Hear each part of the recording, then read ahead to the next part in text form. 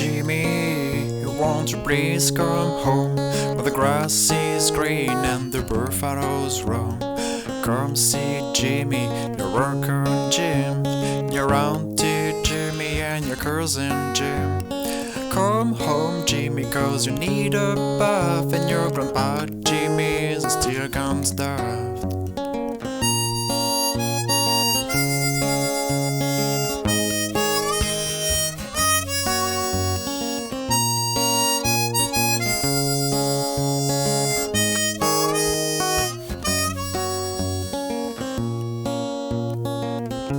Bien le bonsoir tout le monde et bienvenue sur ce 4e épisode de Music and Stories. Vous l'avez sans doute deviné en tout début de vidéo, il s'agit en effet de Jimmy de Moriarty. Si j'ai choisi de faire ce morceau en intro, ce n'est pas par hasard puisque déjà j'adore faire cette chanson et deuxièmement puisque du coup c'est un peu le thème de notre vidéo. Aujourd'hui nous allons voir un peu le top 3 des musiques que j'aime faire à la fois à la guitare et à l'harmonica et on va voir un petit peu aussi leurs histoires. Après le générique, c'est parti.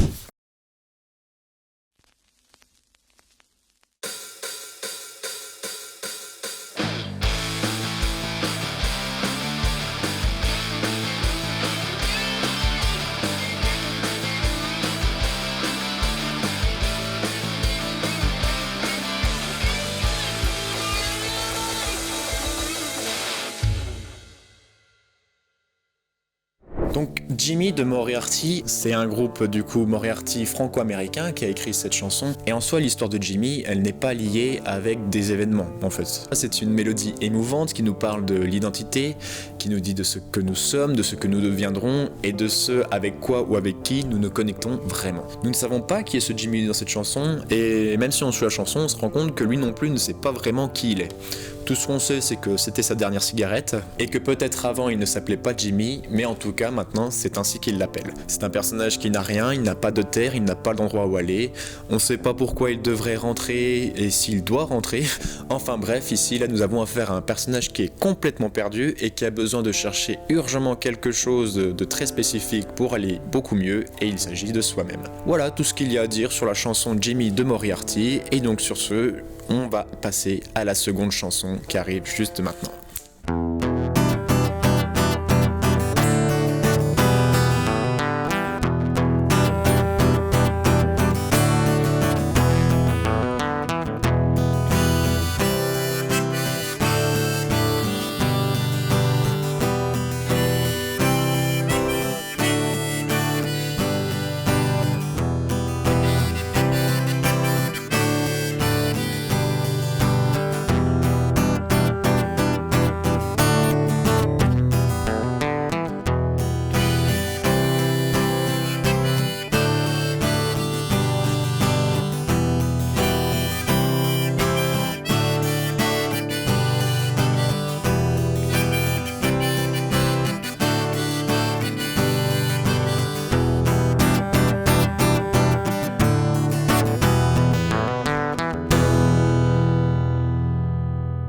Il s'agit de Heart of Gold de Neil Young. Elle a été publiée en 1972, mais elle a été écrite en 1971 par le chanteur. Et il faut savoir qu'en 1971, Neil Young avait subi une grosse blessure au dos qui l'empêchait de jouer de la guitare électrique, bien qu'il a quand même joué de la guitare acoustique pour créer cet album Harvest. En soi, je vois pas en quoi ça diffère vraiment de jouer de la guitare électrique ou de l'acoustique, mais en tout cas, grâce à cette blessure, justement, il a quand même pu nous faire ce merveilleux album qui n'est autre que Harvest. Donc malgré cette blessure, Young est plutôt de bonne humeur, et cela peut se caractériser par la prise d'analgésiques suite à son opération, et même cette bonne humeur, elle se reflète plutôt bien sur les chansons qui sont présentes dans cet album. Le chanteur va lui-même le dire, s'il a justement fait cette chanson, c'est justement pour tenter de capturer ce moment de bonheur, ce qui est assez paradoxal pour le chanteur, car les années qui vont suivre 1971 ne seront pas vraiment tout roses pour notre ami. En effet, puisqu'après 1972, le fils de Neil Young va naître, mais il va naître avec une paralysie cérébrale, un ami très proche va décéder et il va se séparer aussi de sa petite amie.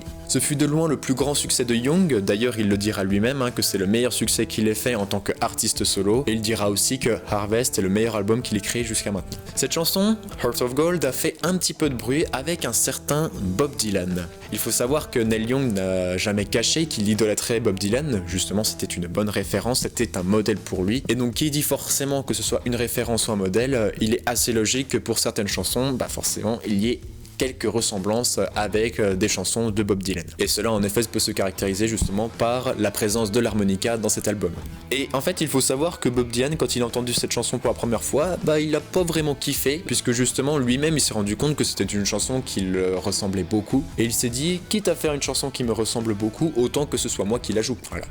Donc autant vous dire que ce petit Bob Dylan a pris un certain melon.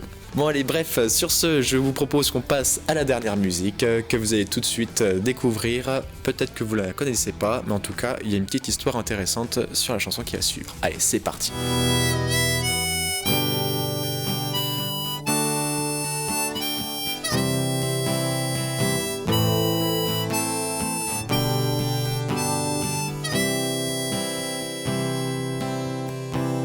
Alors, il s'agit de The River de Bruce Springsteen. Vous le connaissez peut-être aussi sous le surnom de The Boss, et s'il porte ce surnom de The Boss, ça n'a rien à voir justement avec son talent musical. En fait, il faut savoir que lorsque Bruce Springsteen va faire des tournées avec ses musiciens, eh bien il faut savoir que c'est lui justement qui va récolter tous les sous, que c'est aussi lui qui a la tâche de répartir tout ce qu'il a gagné. En fait, s'il porte ce surnom de The Boss, c'est parce que ce sont ses musiciens qui l'ont surnommé ainsi, car comme je l'ai dit précédemment, c'est lui qui se charge de la répartition. Et à noter que ce surnom ne plaît pas forcément à Bruce Springsteen, puisque en fait lui le capitalisme c'est pas vraiment un très bon mélange, et ça justement on va voir un peu avec l'histoire de The River. Cette chanson est basée en fait sur la conversation qu'il a eue justement avec son beau-frère. Son beau-frère avait perdu justement son emploi dans la construction et il avait travaillé aussi très dur pour subvenir aux besoins de sa femme, mais ce bonhomme ne s'était jamais plaint. Ce beau-frère ce n'est pas n'importe qui pour Bruce Springsteen, puisqu'en fait il s'agit du mari de sa sœur. Il faut savoir que ce beau-frère et la sœur de Bruce Springsteen ont été mariés de force alors qu'elle était encore adolescente, et lorsque cette chanson The River est sortie pour la première fois à la radio, sa sœur a tout de suite compris que cette chanson allait parler d'elle et de son mari. Springsteen est plutôt connu justement pour être un fervent défenseur de la classe ouvrière, et à partir des années 80, il s'est souvent élevé contre les inégalités de revenus qui sont devenues une question politique importante aux États-Unis à partir des années 2000. Springsteen a déclaré à ce moment-là: il y a quelque chose de vraiment dangereux qui nous arrive là dehors, et nous sommes en train de nous diviser lentement en deux Amériques différentes. En effet, lorsque Springsteen regarde un peu autour de lui, il se rend compte que le système dans lequel il vit ne lui correspond pas tout à fait, puisque dans ce système, les riches restent riches et les pauvres restent pauvres. Donc on peut dire que Springsteen avait des idées plus ou moins communistes, où il pensait que justement les forts allaient aider les faibles et que les riches allaient aider les pauvres. Malgré ces idées-là, il se doutait bien que tout le monde n'allait pas réussir le merveilleux rêve américain, c'est-à-dire à empocher $1 milliard. Non, il s'en doutait bien que tout le monde n'allait pas forcément réussir à obtenir ce rêve, mais en tout cas ce qu'il espérait fortement, c'est que tout le monde puisse avoir l'opportunité de vivre une vie décente avec une certaine dignité, où chacun aurait la chance de se respecter.